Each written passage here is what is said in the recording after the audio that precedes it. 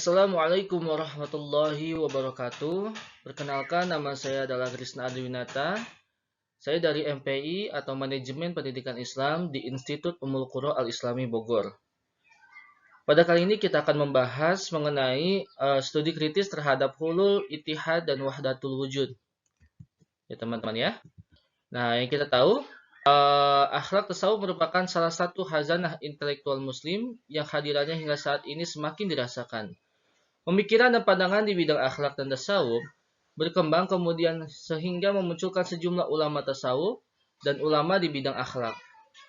Dalam bidang akhlak dibahas berbagai macam permasalahan mengenai akhlak, etika, moral, dan lainnya. Dan dalam bidang tasawuf juga membahas mengenai nuansa yang ada di dalamnya, seperti pembahasan bagaimana membersihkan diri dari hawa nafsu, bagaimana caranya untuk dekat dengan Allah. Nah, dalam presentasi kali ini kita akan membahas mengenai ittihad, hulul, dan wahdatul wujud yang merupakan bagian penting dari ajaran tasawuf. Ya teman-teman ya. Next. Nah, daftar isi. Di sini kita akan membahas ya, ada 3 topik ya teman-teman ya. Yang pertama itu ittihad, yang kedua hulul, dan wahdatul wujud. Nah, saya akan membahas apa pengertian dari ketiga ini dan siapa tokoh-tokohnya seperti itu teman-teman ya. Oke, langsung saja. Nah, yang pertama itu ittihad. Ya teman-teman. Nah, ittihad adalah salah satu tingkatan di mana seorang sufi telah merasa dirinya bersatu dengan Tuhan. Nah, di mana yang mencintai dan yang dicintai telah menjadi satu. Al-Badawi berpendapat di dalam ittihad yang dilihat hanya satu wujud, walaupun sebenarnya ada 2 wujud yang berpisah satu dari yang lain. Hal ini terjadi karena yang dilihat dan dirasakan hanya satu wujud. Ya, dalam ittihad, identitas telah hilang, identitas telah menjadi satu. Hal ini bisa terjadi karena sufi telah memasuki fana yang tidak mempunyai kesadaran lagi, ya, dan berbicara dengan nama Tuhan, sebagaimana dalam ucapan Abu Yazid sebagai berikut ini. Suatu ketika seorang lewat di depan rumah Abu Yazid, lalu mengetuk pintu Abu Yazid, bertanya, "Siapa yang kau cari?"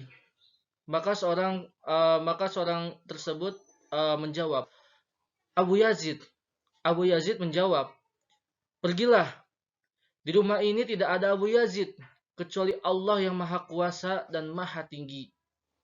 Ya. Nah, ittihad merupakan jalan menuju perjumpaan dengan Allah. Hal ini sejalan dengan firman Allah pada Quran surat Al-Kahfi ayat 110 yang artinya, "Katakanlah Muhammad, sesungguhnya aku ini manusia biasa seperti kamu yang telah menerima wahyu, bahwa sesungguhnya Tuhan itu adalah Tuhan yang esa.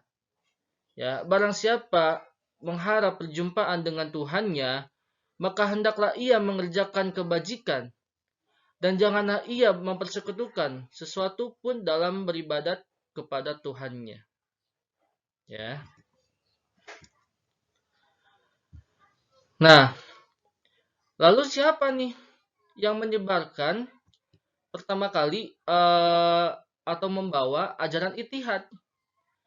Nah, yang menyebarkan dan membawa ajaran ittihad dalam tasawuf adalah Abu Yazid Al-Bustami.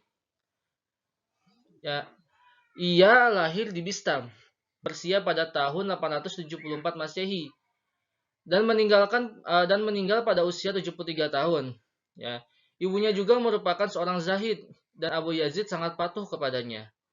Walaupun orang tuanya adalah salah satu pemuka masyarakat yang berada di Bistam, Abu Yazid memilih kehidupan sederhana dan menaruh sayang serta kasih pada fakir miskin.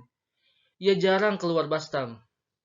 Ya, dan ketika kepadanya dikatakan bahwa orang yang mencari hakikat selalu berpindah dari satu tempat ke tempat lain, ia menjawab, "Temanku Tuhan, ya, tidak pernah berpergian, dan oleh karena itu aku pun tidak bergerak dari sini." Ya, sebagian besar waktunya ia digunakan untuk beribadat dan memuja Tuhan. Dia senantiasa ingin dekat kepada Tuhan, yang dimulai dengan timbulnya faham fana dan bako dalam tasawuf. Ya, ia memberi jalan bagaimana supaya dapat dekat di hadirat Tuhan. Dia menjelaskan pada malam ia bermimpi dengan berkata, Tuhanku, apa jalannya untuk sampai kepadamu? Nah, di dalam mimpinya itu dia menjawab, tinggalkan dirimu dan datanglah. Ya, sampai ke bawah mimpi. Nah, ini di mana suatu ulama ya sudah memasuki fana kan tadi. Di mana dia itu udah merasa itu dekat dengan Tuhan. Sampai dia itu bisa bertemu dengan Tuhan. Seperti itu. Ya teman-teman ya. Nah, Abu Yazid telah mengetahui proses pendekatan diri kepada Allah melalui fana ia meninggalkan dirinya ke hadirat Tuhan. Keberadaan ia dapat dilihat berada dekat atau belum kepada Tuhan melalui syatahat ya. Yang diucapkan adapun syatahat ya adalah ucapan-ucapan yang dikeluarkan oleh seorang sufi pada permulaan ia berada di pintu gerbang ittihad. Seperti ucapan dia, aku tidak heran melihat cintaku padamu ya, karena aku hanyalah hamba yang hina, tetapi aku heran melihat cintamu kepadaku karena engkau adalah Raja Maha Kuasa. Teman-teman ya. Ya, lalu yang kedua itu adalah hulul. Ya. Nah, hulul ini dikemukakan oleh Abu Mansur Al-Halaj ya pada tahun 224 Hijriah. Nah, Abu Mansur ini ketika sedang berkumpul dengan para sahabatnya, dia mengucapkan ungkapan-ungkapan seperti itulah yang tak lazim, seperti ana al-haq, ya, aku adalah kebenaran, semua kebenaran. Berarti ketika aku semua kebenaran itu, berarti menunjukkan bahwa dia itu adalah seorang Tuhan. Aku adalah Tuhan. Nah, di sini menimbulkan badai kontroversi di tengah masyarakat. Banyak yang bilang ini bid'ah seperti itu. Ya. Yang kedua itu, nah, yang kita tahu bahwa misalkan hulul itu yaitu merupakan penyatuan sifat ketuhanan dengan sifat manusia. Seperti itu, ya. Nah, hulul juga diartikan sebagai penyatuan hamba dengan Tuhannya. Setelah zatnya lebur ke dalam tubuh hambanya, ya. Nah, Abu Nasr At-Tusi di dalam bukunya Al-Lu'ma ya berpendapat bahwa hulul adalah faham yang mengatakan bahwa Tuhan memilih tubuh-tubuh manusia tertentu untuk mengambil tempat di dalamnya setelah sifat-sifat kemanusiaan yang ada dalam itu dilenyapkan. Ya, teman-teman ya. Nah, Husain Ibnu Mansur Al-Hajj ini ya yaitu mengajarkan pertama kali itu ini tentang hulul ya teman-teman ya. Dia itu yang mengajarkan pertama kali ini. Ya. Nah, di Ibnu Mansur ini lahir pada tanggal 224 Hijriah ya di Persia. Dia tinggal sampai dewasa di Wasit ya dekat Baghdad. Dan dalam usia 16 tahun dia telah pergi belajar pada seorang sufi yang terbesar dan terkenal bernama Sal bin Abdullah Al-Tusur di negeri Ahwaz ya. Lalu dia berangkat ke Basrah dan belajar pada seorang sufi bernama Amr al-Makki ya. Dan pada tahun 264 Hijriah, ia masuk ke kota Baghdad. Nah, belajar pada Al-Junaid yang juga seorang sufi. Ya, seperti itu. Nah, jadi menurut Ulul Al-Hajj ini yaitu hulul itu merupakan dua wujud yang menyatu. Ya, intinya itu ya, dalam satu tubuh dan tidak melebur. Teman-teman.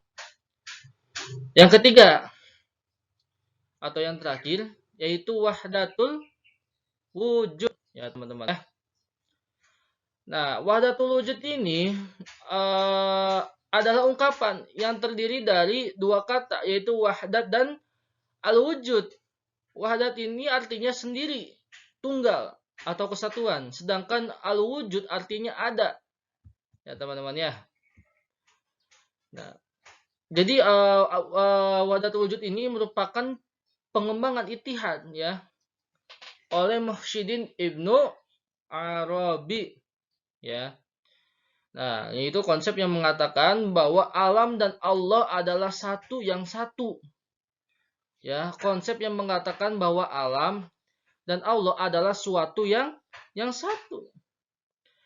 Nah, paham ini mengatakan bahwa Tuhan ingin melihat dirinya di luar dirinya dan karenanya diciptakan alam ini. Ya. Nah, alam ini tidak lebih dari cermin bagi Tuhan, sehingga Tuhan ingin melihat zatnya.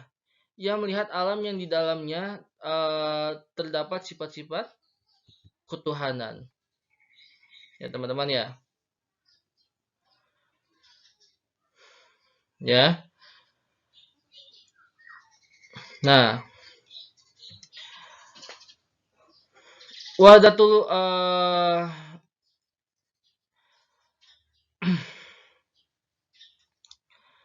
Nah, jadi ya teman-teman ya. Paham wahdatul wujud ini ya teman-teman dibawa oleh Muhyiddin Ibnu Arabi yang lahir di Murcia seperti itu, Spanyol di tahun 1165. Ya.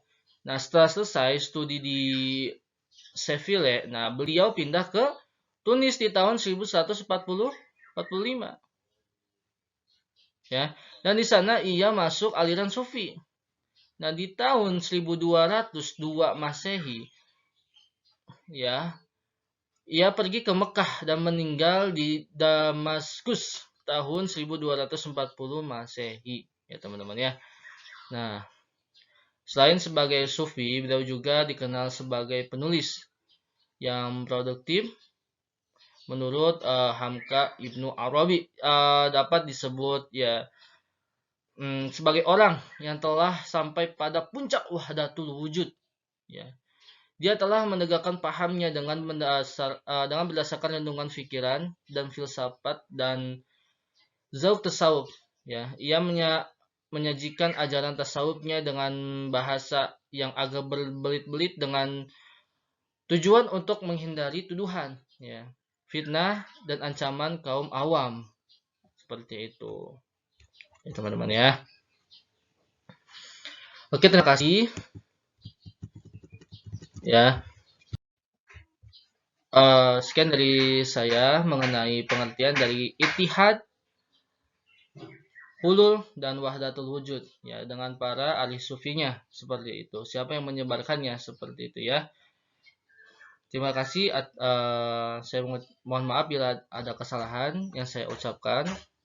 Wabillahi taufiq wal hidayah. Wassalamualaikum. Mohon maaf bila ada kesalahan yang saya ucapkan.